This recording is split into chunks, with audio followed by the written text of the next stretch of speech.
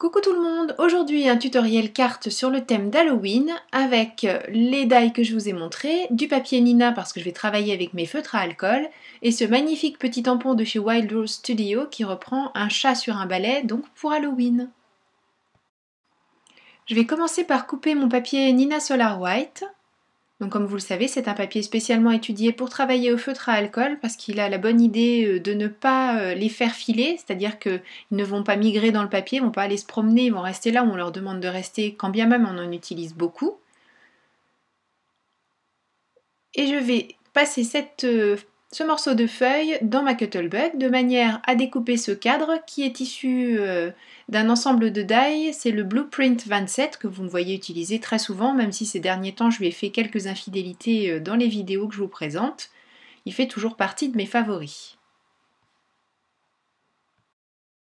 Afin de me garantir une impression parfaite, j'utilise ma presse de précision.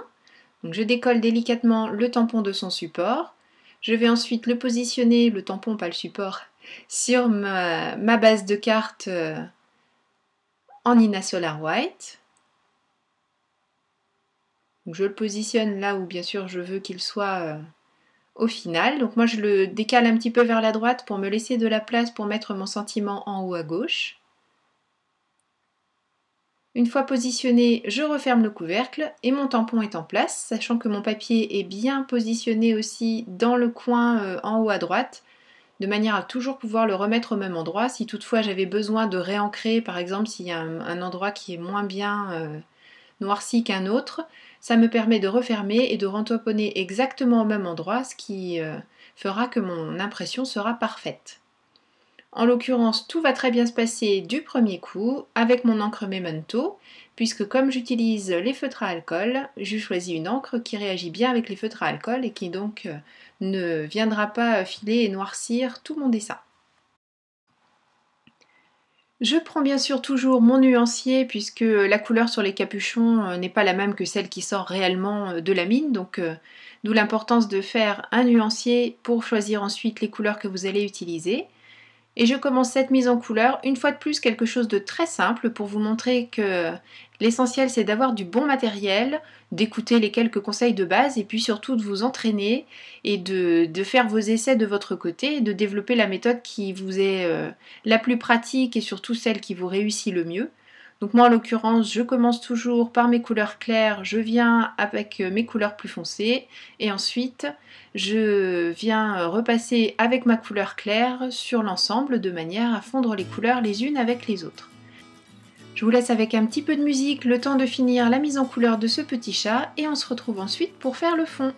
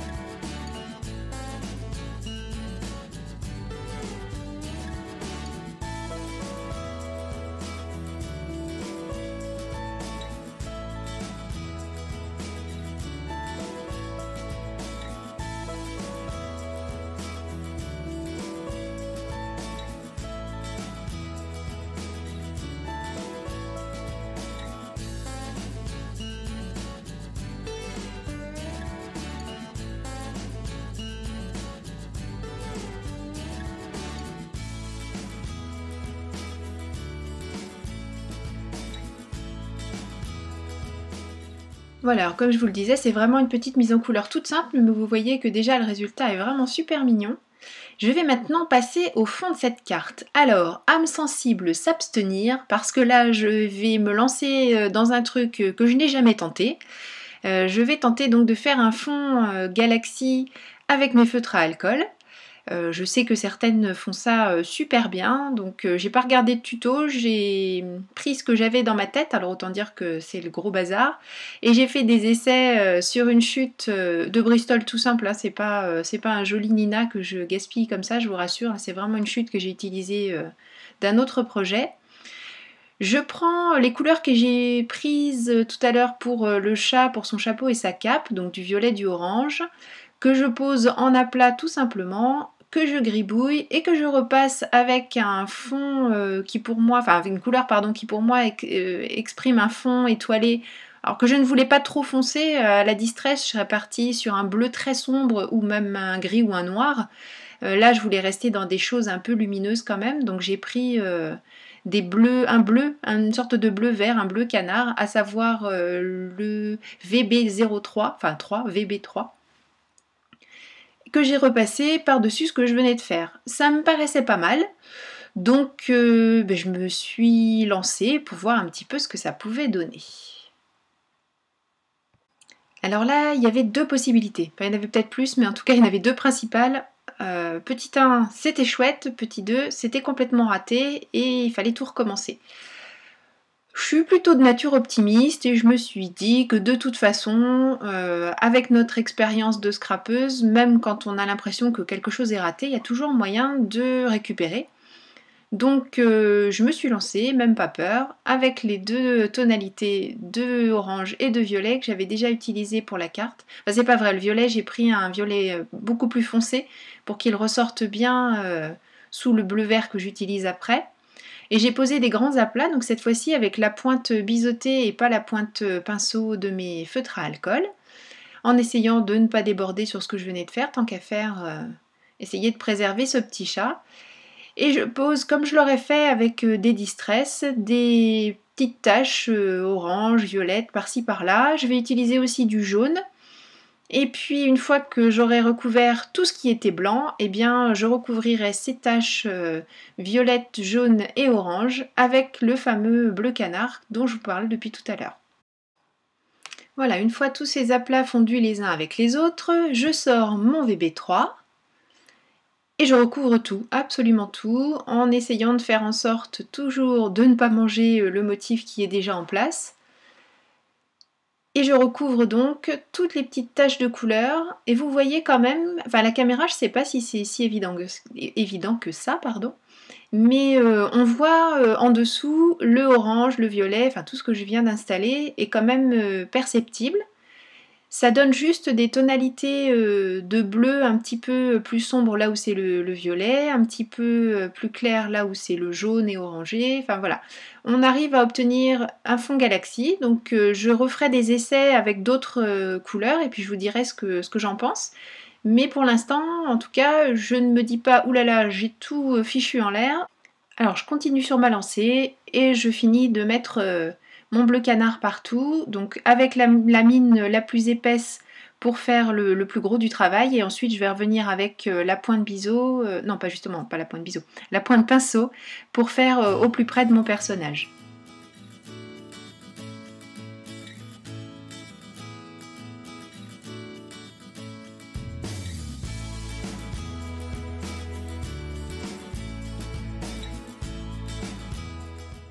Pour animer un petit peu tout ça et donner un aspect étoilé à ce ciel, je vais réutiliser toutes les couleurs déjà précédemment utilisées, donc le violet, le orange, le jaune et ce bleu canard.